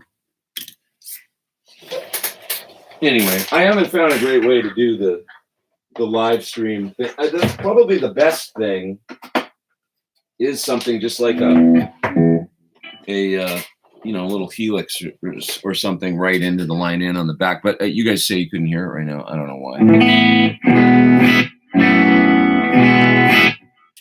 Anyways, that's just the guitar in the room, So it's not, it's supposed to be amazing tone. It's probably impossible to do. It's just coming right through the mic, Can you hear this? Like, what's this sound like?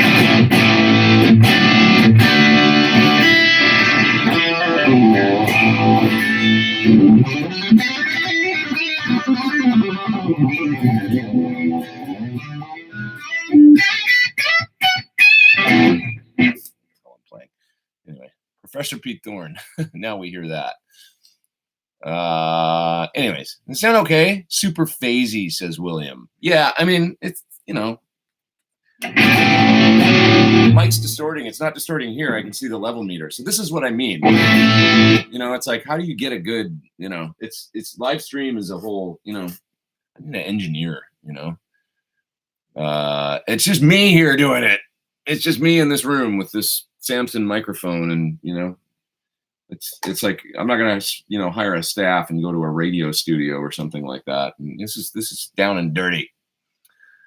Use a 57 to speak.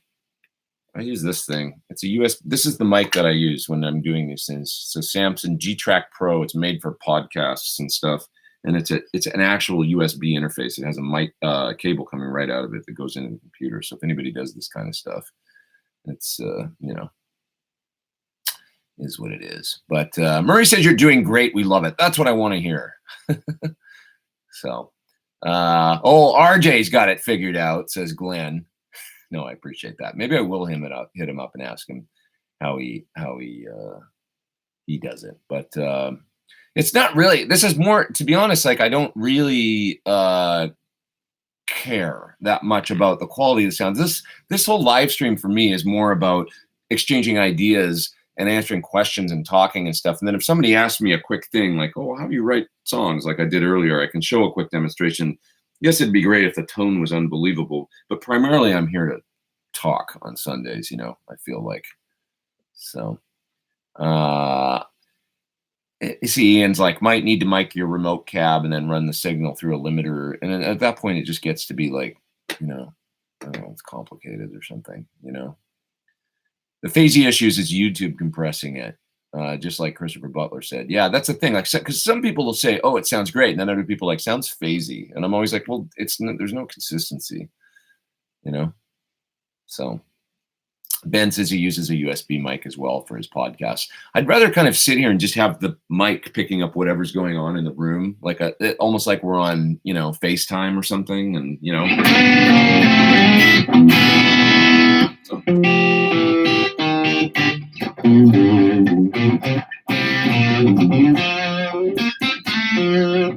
know. I don't really want to get too crazy technical about it, but all right. What else we got here? I'm telling you, get that software RJ has. You will probably like it. Okay, I'll ask him. I will do that. I can send him an email and ask him how he does it. The software thing, though, it's like, see, I do my. It could get like OBS and all that. I used to use OBS and it sucked. It was like, it would always screw up and sometimes it wasn't working right. So I stream right out of Google Chrome and just set the audio interface and maybe I'll try and put a little bit more thought into it for the next time that I do these things. But anyway, it's all moot because I'm about to go on the road for 3 weeks. And at that point, I'll probably take my little Audio Technica mic actually because it's lighter and smaller. What is it? I actually need to find it for tomorrow. Let me think. I'll probably bring it, and then I'll be setting the times for these guys. Is the other thing over the next few weeks probably going to change a little bit because 11 a.m. in Japan is the middle of the night. It's like 2 a.m. or something like that. So I'm not going to do that. So I might be doing it later on Sunday. Might be like a Sunday, you know, late afternoon thing or something for Pacific Standard Time. And that kind of thing. So I'll be figuring that out and letting you guys know. I'll post it on my YouTube, you know, posts as well as on Facebook and stuff, and see if folks can make it at a slightly altered time. Great videos you've been pushing out lately, says Jason. Thank you. Very enjoyable, even though I'm not a pedal guy. I appreciate it. Thanks, man. Yeah. The beginning of every guitar phrase sounds freaking awesome. It's after he keeps playing, the compression algorithm messes up the sound. Yeah, maybe there's a way to delay it or something that RJ knows or something. But RJ uses OBS, says Ben. Yeah, I hated using OBS. it was a pain in the ass, to be honest. And this just has been so much smoother and easier ever since I just went to, and the video quality is much improved than when I was using OBS. Maybe it's better now, or maybe I had it set wrong, but it's complicated, so anyways,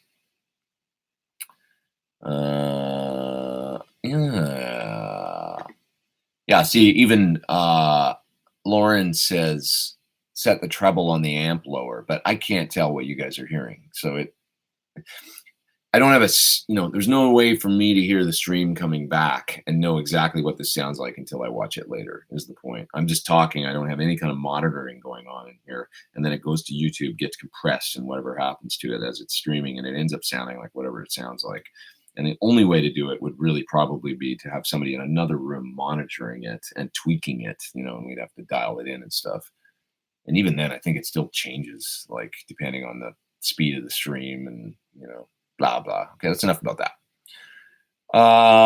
Pete, where can I get some amazing ascending runs for solos?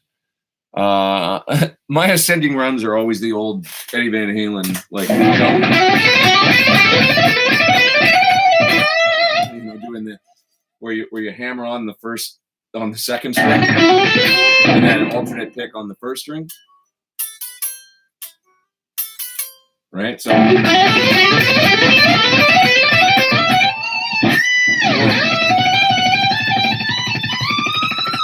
old Eddie, that one. Sometimes I'll do more like sequence kind of stuff, ascending.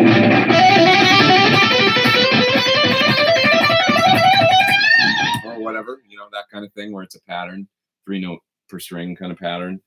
There was a great ascending and descending one that I learned. I'm not warmed up at all, but it was a Greg Howe video lick, and I used that all the time too. And it was like this.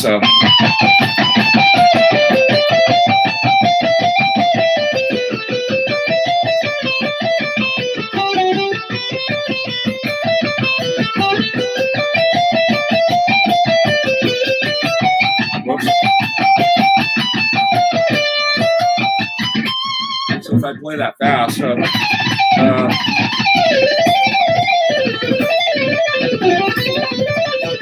it's like that, and you can go up and down with it.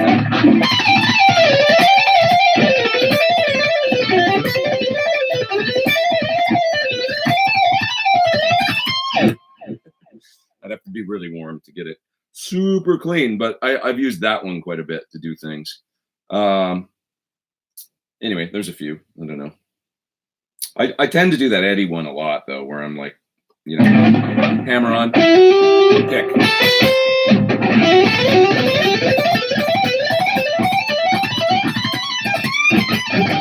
That kind of thing.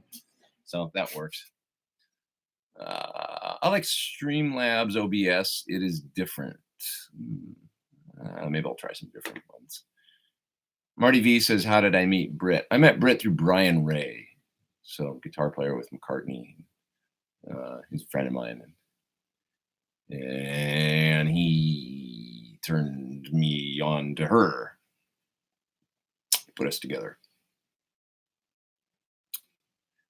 She was working for McCartney for a minute on tour, doing some stuff on. She, did a few months on tour with them, and so that's how they knew one another. Steven says, tired of the people wanting top-notch video and audio 100% of the time. Yeah, I don't find it that interesting, and I know that people, some people they want it and stuff, but I like to, like I said last week, I like to think it's charming that my channel's a little homebrew. Certainly with the audio on my videos, I'm very tuned into that. But when I can't control it because of the stream and stuff, and I don't know what it ends up sounding like, because you guys got to imagine there's no control room here, and I don't know what it ends up coming out like, honestly. So something that's just consistent and just works pretty good for me, that I can set up myself without another person here to, because I don't have, I am the staff around here. So please, Pete, play me a lullaby, says James. What's a nice lullaby for James that we can? I think I might need to play some, what's this sound like?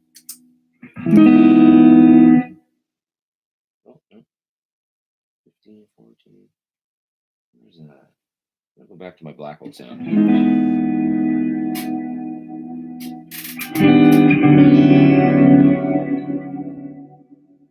Reverb's so big it makes it sound muddy.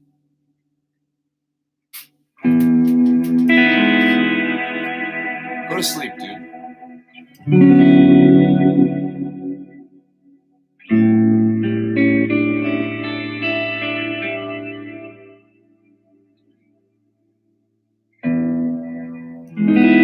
Go to sleep, man.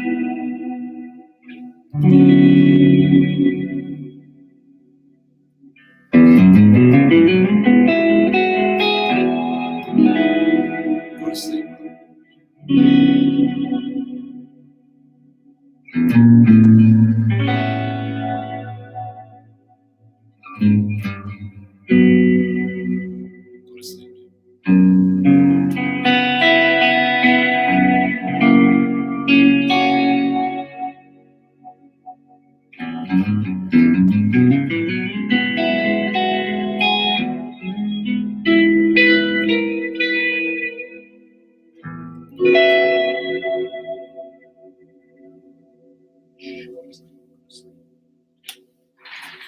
There you go. Okay, go to sleep, dude, says Chris. So weird. Okay, Jason Wade says, getting ready to mod my Schecter Nick Johnson from a 3-single coil to an HSS configuration with a 53 millimeter Thornbucker plus in the bridge. Cool, man. That's going to sound good, I bet. I hope so. If you have speakers plugged into both speaker outs on your PT15, does it still send the IR out the line out? Yes. The only thing is you got to make sure if you do that, you got to treat it like you've got 2 cabinets plugged in. So make sure you set the impedance to the correct setting. So if you've got 2 8-ohm, if you got an 8-ohm cab, and you plug into the second speaker jack to leave the load in parallel, set the amp on 4 ohms as though you were using 2 8-ohm cabinets, and you'll still have the line out. The line out is always active, always. Yeah. I try and keep that Wayne's World quality on my channel, says Ben. I appreciate that. I do. Ben Eller has a recent video on the EVH ascending lick. Yeah, you heard him do that one a lot. What's the lick from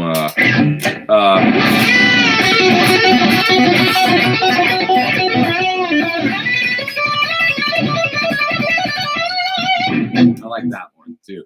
So he does the eruption lick. That's a solo for I'm the One, right? He does the eruption lick from the beginning of eruption, but up to, up in, B position, 7th position. And then he goes up.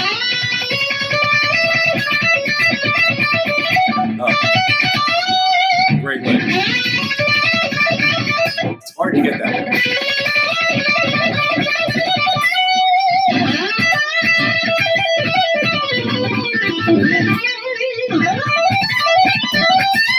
And there's that one, Love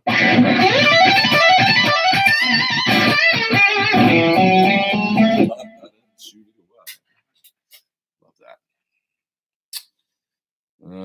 Great to meet you at Fowler's. Yeah, nice to meet you, Stephen.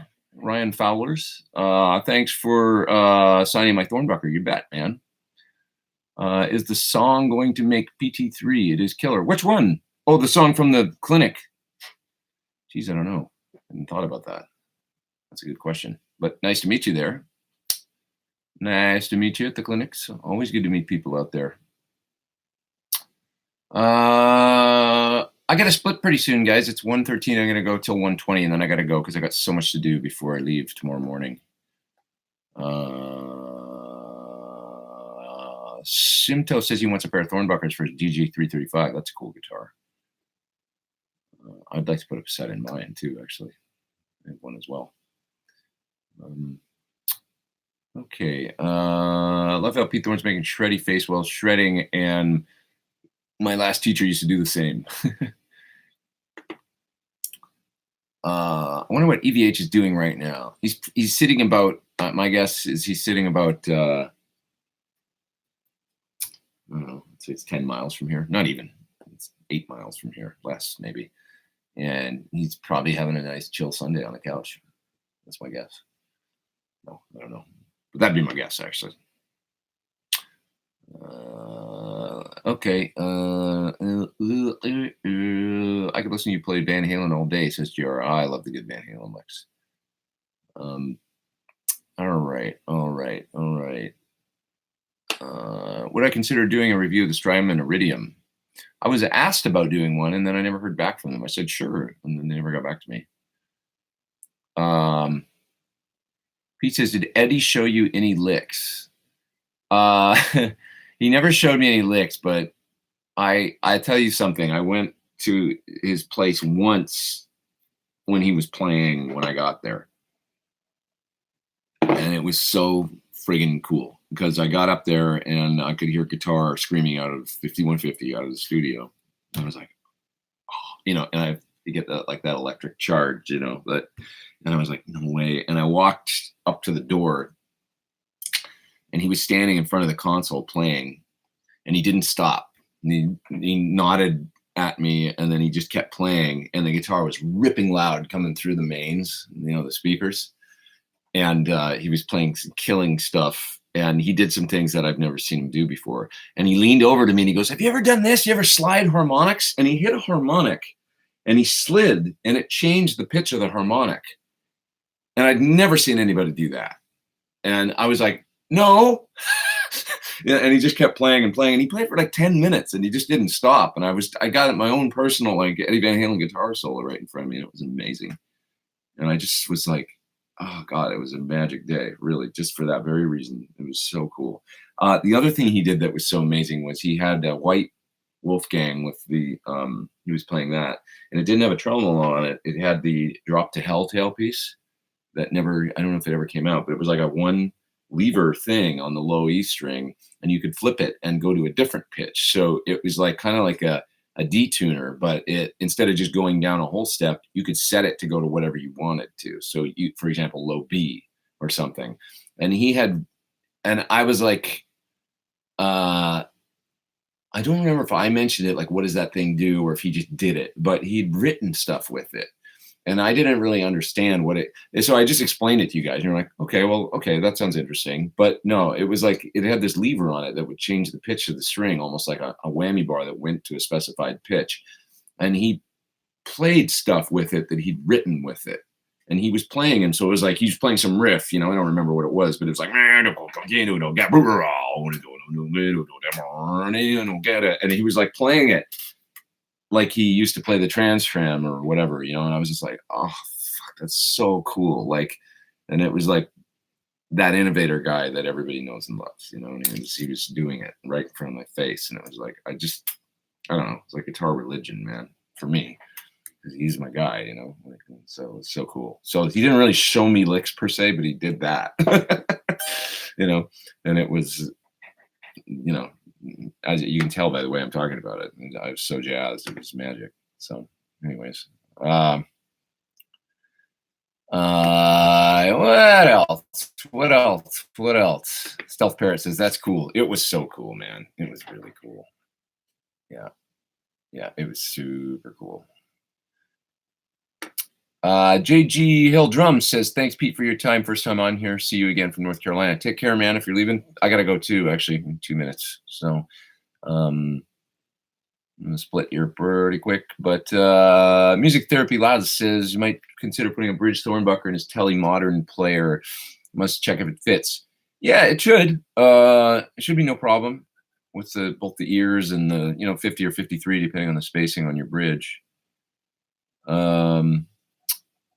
Yeah. And let's, similar to the way the Steinberger bridge can shift up and down to change pitch. That's right, JR, exactly. Like, you forget about those songs like Summer Nights and stuff where he used to, you need the bridge to play the song right. And it was very similar to that, where he was using it in a way that was so musical and not just a trick. It was like he'd written things with it that was so rad. Once again, folks, Ben has a show tonight, so join for Ben Coombs live stream. He will tell you, I assume, in the live stream here when his stream is. So check out he's got a stream. And thanks, Ben, for being here and being a moderator for me. I really appreciate it. You're a good man. He's saying 8 p.m. Eastern Standard Time, 5 p.m. Pacific Standard. Jason Wade says, be safe in your upcoming travels and clinics. Thanks, man. I appreciate it. And I will ask RJ about how he uses OBS and stuff. He's a sweet guy. Maybe he can share some insight and stuff. Maybe I'll try it so that I can get, see. I should just watch one of his streams and see what he's got going and stuff as well, as far as the audio sounds and stuff. And maybe I'll adopt what he's doing. But, and Ben posted a link to his show there, his channel and stuff. So check that out. And yeah, I'll see you guys soon. Remember to subscribe to Britt's channel. I put the link earlier. I'll put it again. She'd appreciate it. Watch the video that she did on the Celestion F12X200 for a nice solution for your modelers. It's a real kind of like easy way to get a great sound. If you got a 112 lying around, you can always throw it in a cabinet or whatever, and it's a simple. I liked it because it's like it's not so like I'm going full range and buying these monitor cabinets and all this stuff. It's like no, you know, a lot of people have a 112 cabinet or whatever. It's like yeah, throw the speaker in there and then use whatever you got for a power amp, and then you can kind of get a little bit of that feel of playing through a speaker if you do a full range thing. Mike is in the top chat there. He says, thanks, Pete, safe travels and happy Thanksgiving to all. Oh yeah, it'll be Thanksgiving. Well, let's see. So what is it? 24th? Yeah, it will be Thanksgiving before. I didn't realize it was the 24th already. Yeah. I should say this as well. I'm my first year as an American, as a, I'm dual citizen, but as an American, and I'm going to be in Japan for my Thanksgiving. So that's unique. And I'll be doing a clinic on Thanksgiving in Tokyo. No rest for the wicked, folks. Just how it is. But hey, I give thanks for employment and staying busy and getting to travel fun places. No doubt about it. It's I'm a lucky guy. Okay, everybody, have a great week. And I will post about next Sunday because I'm not sure what I'm doing that day and what the time will be. But what I'm going to try and do is do it in the afternoon. So the Sunday afternoon, it'll be morning for me. Late afternoon, that kind of thing, will be the time that I'll try and do my stream. So, and I'll try and not conflict with Ben. If he's doing one at 5, I'll try and do mine at 4 or something like that. Maybe I can make that happen. Okay. All right, guys. Have a great week. Watch my Facebook and my posts and stuff for the time for next week. If you can make it, that's awesome. I'll see you real soon. Happy holidays.